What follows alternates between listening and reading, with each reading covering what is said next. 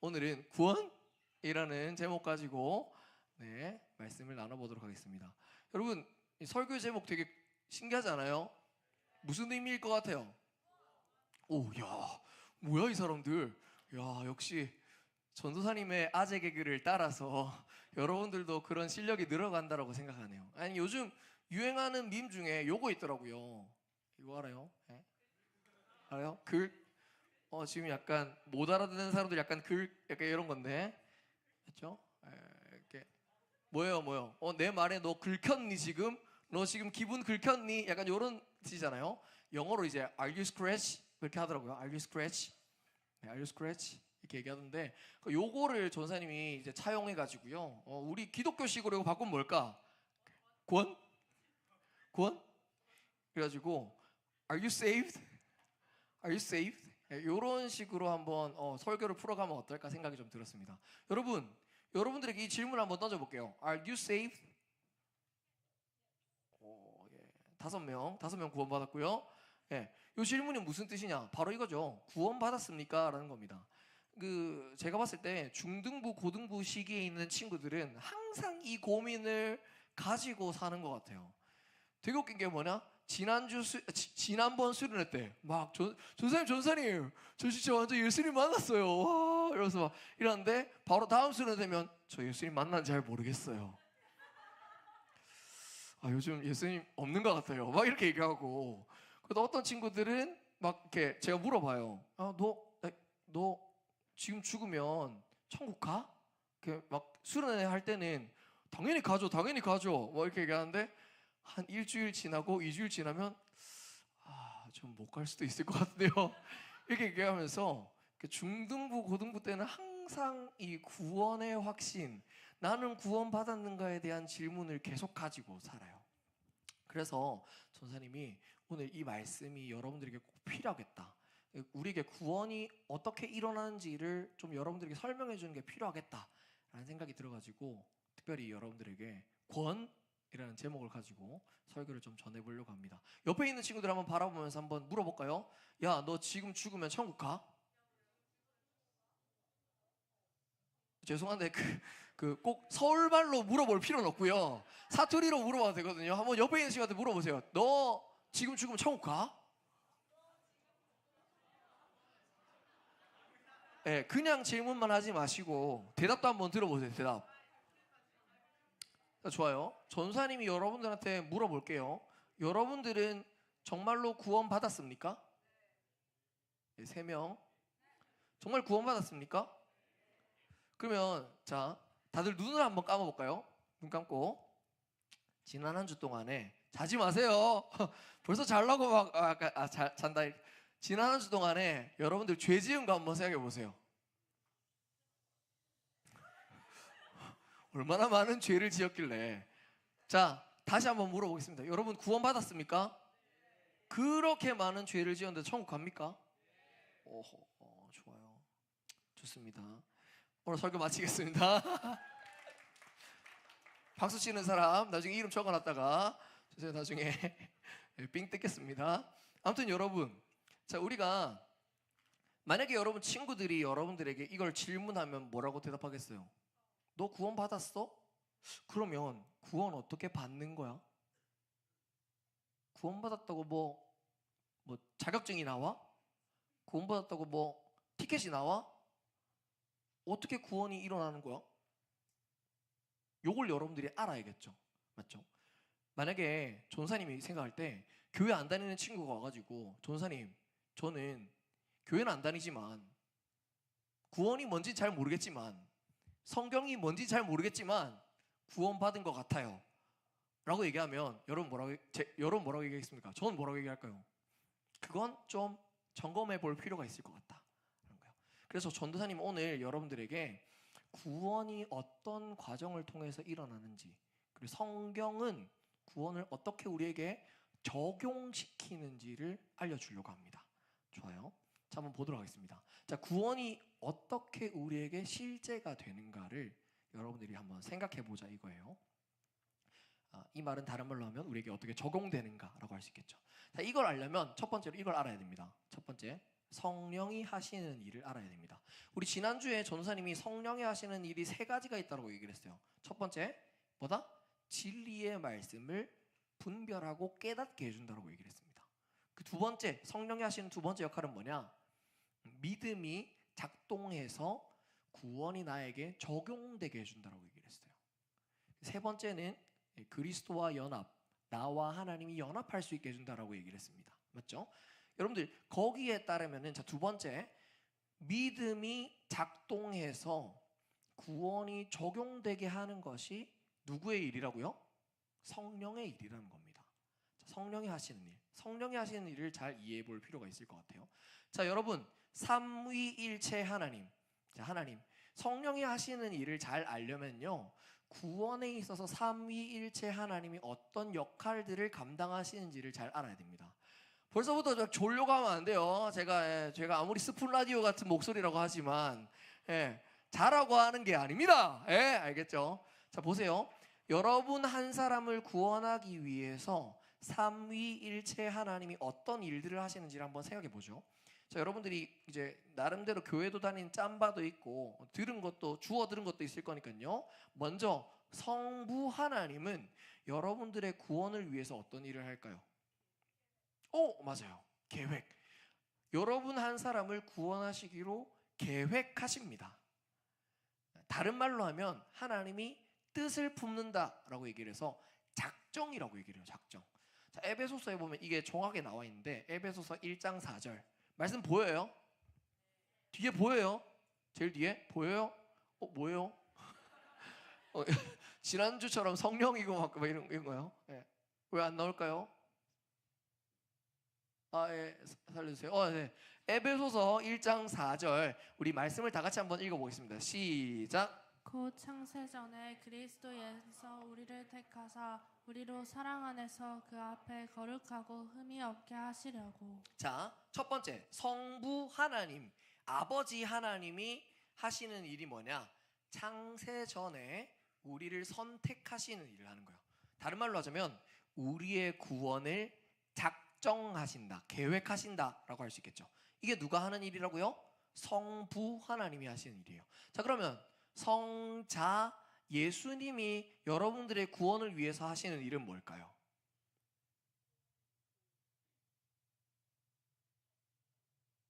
뭐야 이거? 다 짠 건가요? 틀려도 괜찮으니까. 성자 예수님이 여러분들의 구원을 위해서 하는 게 뭘까요? 맞아요. 이거죠. 십자가죠, 십자가. 성자 예수님이 오셔서 뭘 하시느냐? 구원의 조건을 성취시켜 주는 거예요. 무슨 말이냐? 죄로 인해서 여러분들이 끊어져 있는데 이 죄값을 대신 지불해야 되는 사람이 있잖아요. 이 죄값을 지불해 준 거, 십자가에서 대신 이 구원을 위한 죄값을 지불해 준 게 누구다? 성자 예수님이라는 거예요. 자, 그럼 여러분 물어볼게요. 성부 하나님은 여러분들의 구원을 작정하셨는데 이 작정을 언제 하셨습니까?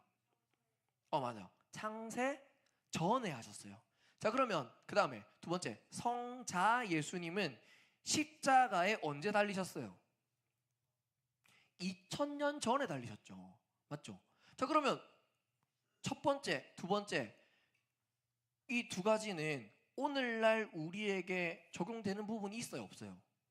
사실은 없는 거예요. 맞죠? 시간 관계상으로 따지면 한참 전에 일어난 일이기 때문에 그게 진짜인지도 모르고 잘 알지도 못해. 맞죠? 그러면 오늘날 우리에게 이것이 실질적으로 적용되려면 한 사람이 더 필요하다는 거예요. 그게 누구냐? 바로 성령 하나님이죠.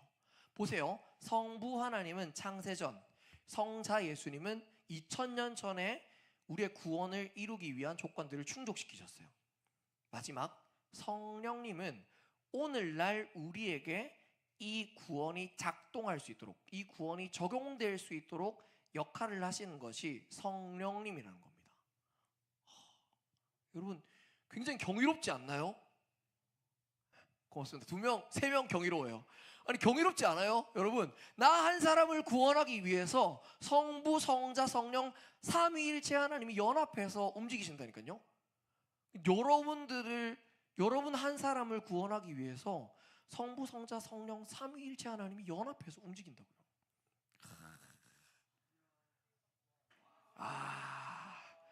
그래서 여러분, 이 성령님이 여러분들에게 이 구원을 적용시키는 오늘이 굉장히 특별한 날입니다. 무슨 날인지 아세요?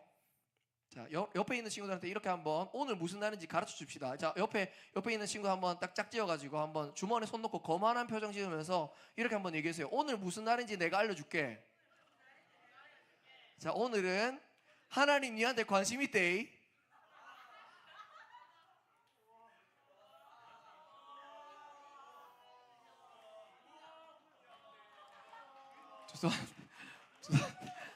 저 뭐 하세요 지금? 예? 여러분, 하나님 니한테 관심 있대. 예, 그러니까 여러분, 성부, 성자, 성령 하나님이 여러분 한 사람 한 사람의 구원을 위해서 오늘날까지 이렇게 적용하고 계신다고요.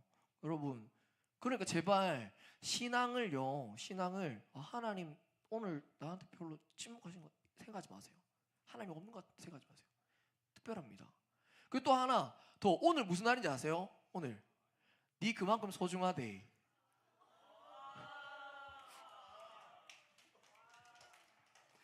고맙습니다. 제 얼굴이 다 뜨거워지네요. 네, 아무튼 여러분, 이 성부, 성자, 성령님이 여러분의 구원을 위해서 연합해서 움직인다는 게 굉장히 특별한 사실이에요. 이게 성경이 말하고 있는 겁니다. 여러분. 자, 그러면 보세요. 자, 요 원리에 따라서 성령님이 오늘날 우리에게 구원이라는 걸 적용시켜 준다고 했어요. 맞죠? 적용시켜 준다. 자, 그 적용을 어떻게 시키는지를 또 우리가 알아야겠죠. 자, 소요리 문답 30문을 보면 이 소요리 문답은 뭐냐? 이 신앙을 정리하면서 어린아이들 그리고 신앙이 여린 사람들에게 이 구원을 또는 이 성경을 가르쳐 주기 위해서 문답식으로 정리해 놓은 거예요. 이 소요리 문답 30문에 뭐라고 얘기하느냐? 다 같이 한번 제가 질문을 읽어볼 테니까 여러분들이 답변을 한번 읽어보세요. 제가 질문 읽어볼게요. 그리스도께서 값주고 사신 구원을 성령께서 우리에게 어떻게 적용하십니까? 답변 읽어보세요. 시작.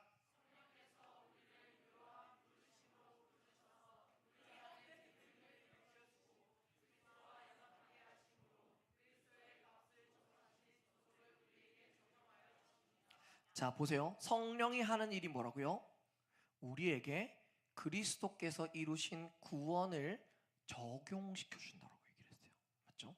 적용시켜 준다. 근데 여기서 우리가 이 적용되는 방법이 무엇이냐 생각해 볼 필요가 있겠죠. 적용되는 방법이 무엇이냐? 여기서 이렇게 나와 있습니다. 유효한 부르심으로 여러분들에게 이 일들이 일어나게 해준다라는 거예요. 자, 그러면 유효한 부르심이 뭔지를 알아봐야겠죠. 두 번째, 유효한 부르심이 뭔지를 알아보겠습니다. 유효한 부르심에 대해서 설명을 하려고 전사님이 생각을 해보니까 정말 적절한 예시가 하나 있어가지고 가지고 왔어요. 뭐냐? 키즈카페. 여러분 전사 뭐 알아요? 뭐 얘기도 안 듣고 어떻게 그냥 글이만 나오면 이렇게 하네. 여러분 전사님이 이제 범호교회 고등부 하기 전에 어디 있었는지 아세요? 맞아요. 너무 많이 얘기해서 다 안 나왔죠. 경산중앙교회 유년부에서 이제 초등학교 1학년, 2학년 애들이랑 이제 같이 막 놀고 예수님 가르쳐주고 그렇게 했어요. 초등학교 1학년, 2학년도 제자반 같은 걸 하거든요. 제자반을 끝내고 나서 전사님이 놀아야 되잖아요, 맞죠? 애들 데리고 놀아야 되잖아요. 애들 다 12명 데리고 이제 스타디움에 있는 키즈 카페에 딱 갔어요.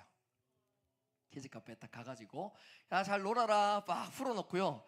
한 2시간, 3시간 막 미친 듯이 애들 뛰어놀더라고요. 에너지가 정말 대단하더라고요. 아무튼 2-3시간 막 뛰어놀고 그래서 이제 집에 가야 될 시간이 됐어요. 집에 가야 될 시간이 됐어. 그래서 전도사님이 어떻게 했냐?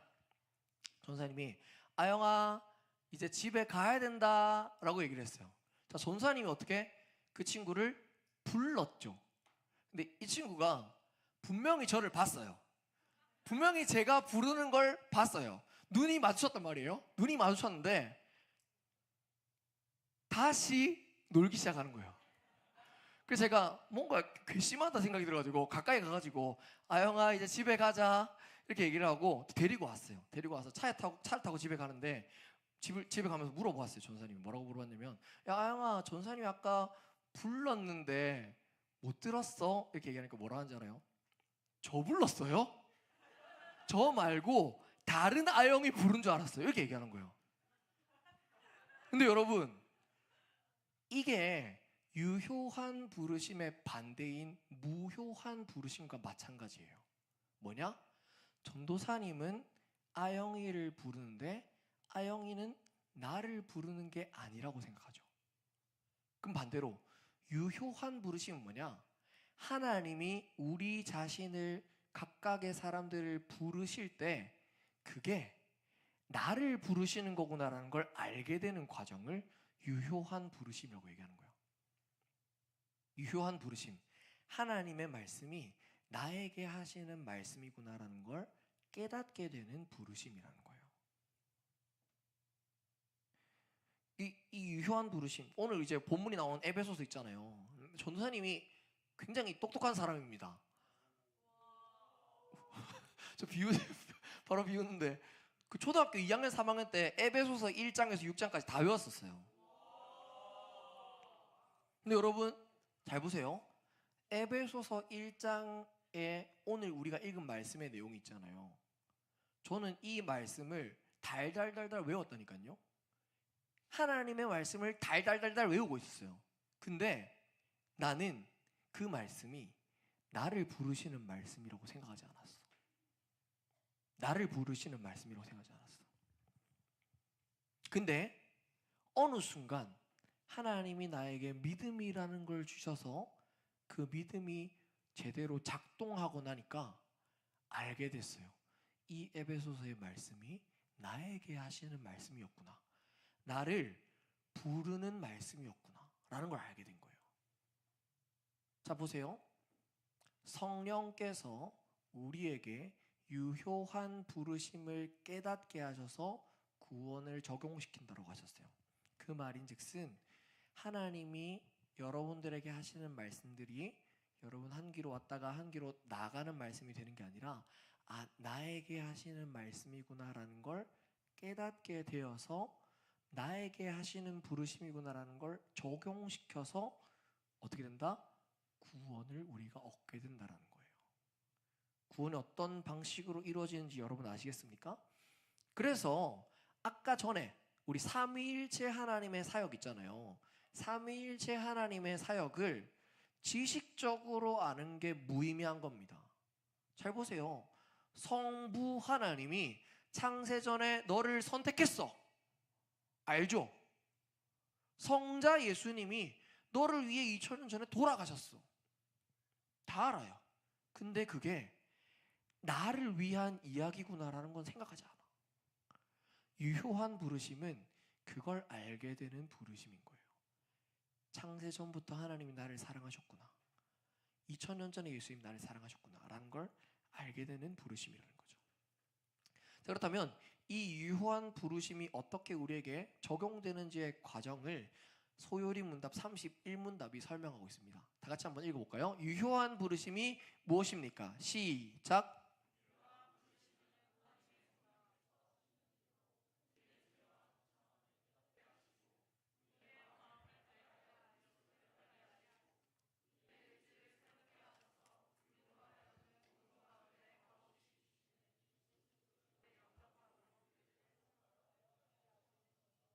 자, 이 유효한 부르심은 이 성경에 나와 있는 내용을 정리한 거예요.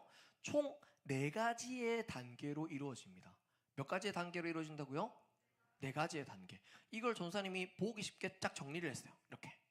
첫 번째, 죄와 비참함을 깨닫게 하시는 것이 첫 번째 단계예요. 두 번째, 마음을 밝게 해서 그리스도를 알게 하는 것이 두 번째 단계. 세 번째, 의지를 새롭게 하시는 것이 세 번째 단계. 네 번째는 우리를 설복하여 설득하여서 순종하게 한다는 거예요. 순종하게 해서 믿게 하시는 4가지의 과정으로 이루어집니다.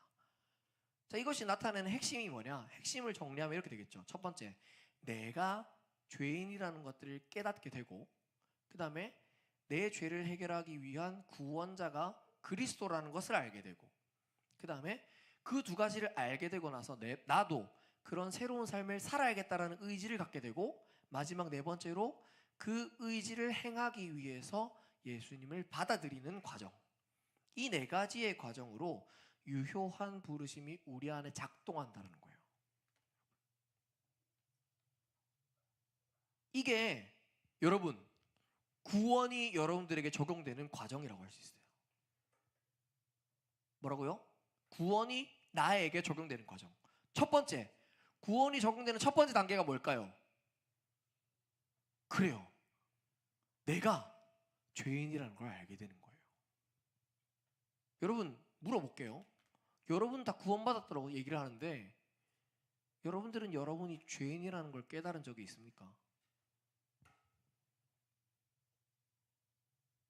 두 번째, 여러분의 인생의 구원자는 예수 그리스도밖에 없구나라는 걸 깨닫게 된 적이 있습니까?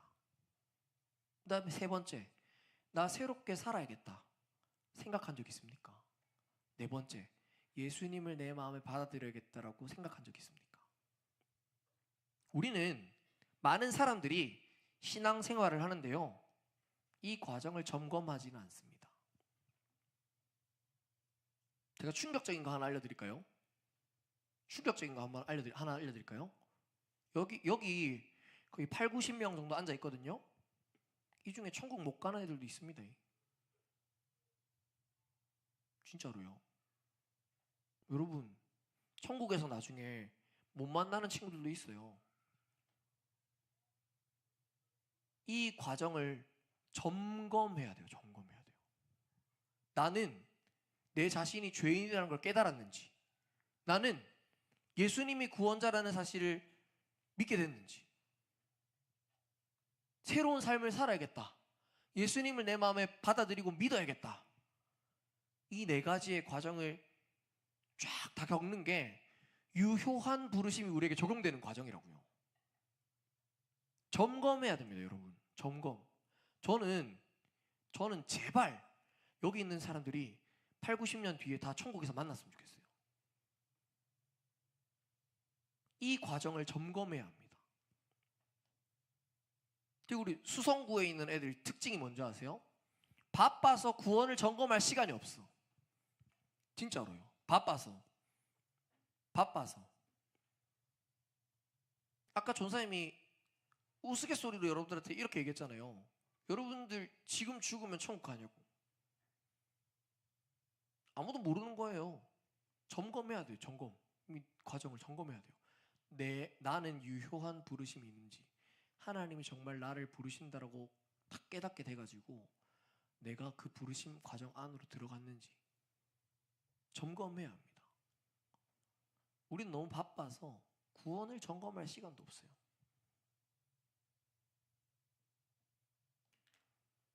그래서 그 구원을 잘 점검할 수 있는 시간이 있죠. 언제냐?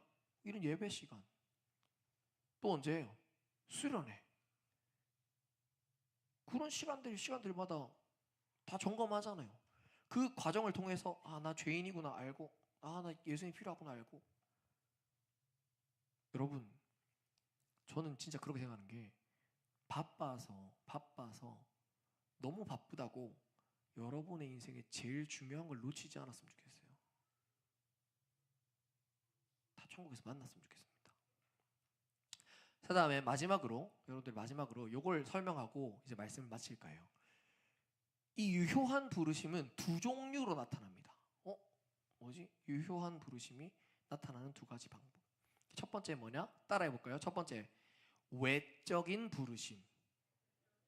뭐라고요? 네. 두 번째는 뭘까요, 그러면?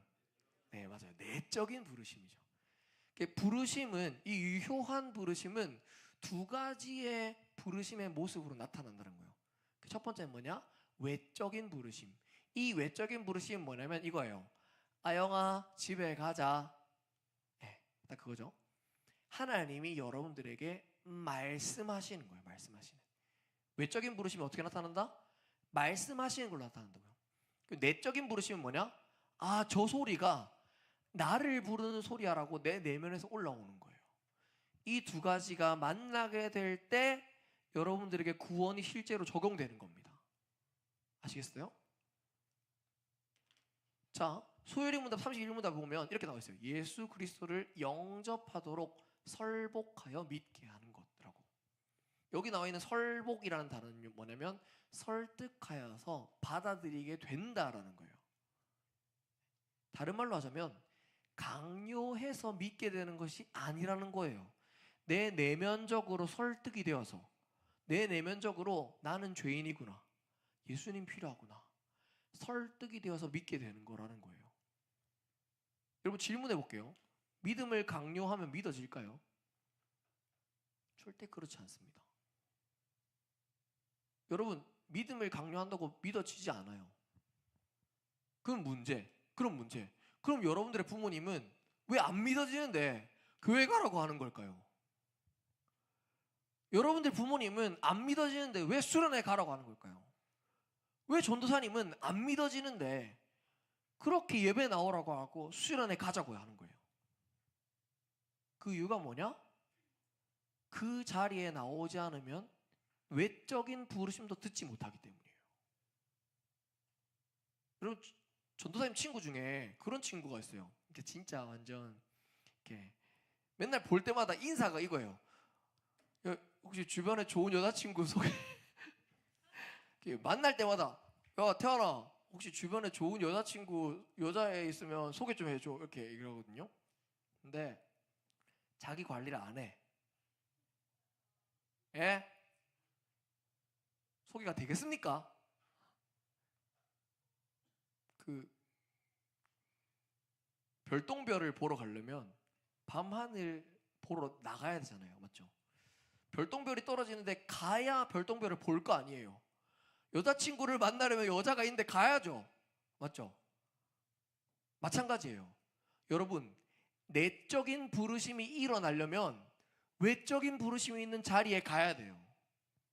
그러니까 여러분들의 부모님은, 선생님은, 전도사님은 여러분들에게 믿음을 강요하는 게 아니야. 외적인 부르심이 있는 자리를 여러분들에게 권하는 거예요. 분명히 기억하세요, 여러분. 믿기 위해서 반드시 선행되어야 될 가정이 한 가지가 있습니다. 그게 뭐냐? 외적인 부르심의 자리에 있다는 거예요. 에베소서 1장 13절의 말씀을 다 같이 한번 읽어보겠습니다. 시작. 그 안에서 너희도 진리의 말씀 곧 너희의 구원의 복음을 듣고 그 안에서 또한 믿어 약속의 성령으로 인치심을 받았으니. 믿기 위해선, 구원을 받기 위해선 선행되어야 될 필수적인 과정이 있어요. 그게 뭐냐? 복음을 듣는 과정이에요. 복음을 듣는 과정. 외적인 부르심의 자리가 있어야 된다는 거예요. 그래서 여러분 분명히 기억하세요. 외적인 부르심 없는 내적인 부르심은 없습니다. 하나님의 말씀을 듣지 않고 내적인 부르심, 구원이 작동하는 경우는 없습니다. 그래서 여러분들은 수련회에 가야 돼요. 장난이 아니라 여러분들의 구원을 점검하기 위해서, 여러분들의 내적인 부르심을 확인하기 위해서, 여러분들이 유효한 부르심을 살아내기 위해서 필요한 거예요. 저는 여러분들에게 두 가지만 딱 질문을 던지고 이제 말씀을 맺으려고 합니다. 말씀을 맺겠습니다. 첫 번째, 여러분 아까 선생님 말했죠? 외적인 부르심이 없는 내적인 부르심이 없다고 얘기했어요. 여러분들에게 질문하고 싶습니다. 첫 번째, 여러분은 얼마나 외적인 부르심의 자리에 머무는 사람입니까? 하나님의 말씀이 나에게 뭐라 말하는지, 하나님의 말씀이 나에게 무엇을 설명하는지 얼마나 듣기 원하십니까? 두 번째, 여러분들은 얼마나, 혹여나 여러분들 중에 내적인 부르심을 확인, 구원을 받은 사람들이 있을 수 있어요. 그럼 여러분들은 얼마나 누군가에게 외적인 부르심을 전하는 사람으로 살고 있습니까? 나만 받았다고 끝이 아니잖아요. 성령이 작동하려면 누군가 불러줘야 될 거 아닙니까? 여러분들은 그런 삶을 살고 있냐라는 걸 질문하는 겁니다. 저는 여러분의 삶이 그런 삶이었으면 좋겠습니다. 시험 기간이라서 바빠서 놓치는 시간이 아니라 바쁘기 때문에 더 점검하는 시간, 그리고 내 안에 구원이 있다면 그 구원의 부르심을 누군가와 나누기를 생각하는 사람들이었으면 좋겠어요. 이번 한 주 동안에 여러분 주변에 많은 외적인 부르심이 필요한 친구들이 있을 겁니다. 혹은 그게 나 자신일 수도 있어요. 여러분들에게 주어지는 부르심들을 점검하고 또 하나님을 생각하며 한 주를 살아내는 여러분들이 되기를 예수님 이름으로 축복합니다. 우리 시간 다 같이 자리에 일어나서 우리 오늘 말씀을 기억하며 함께 찬양하기 원합니다.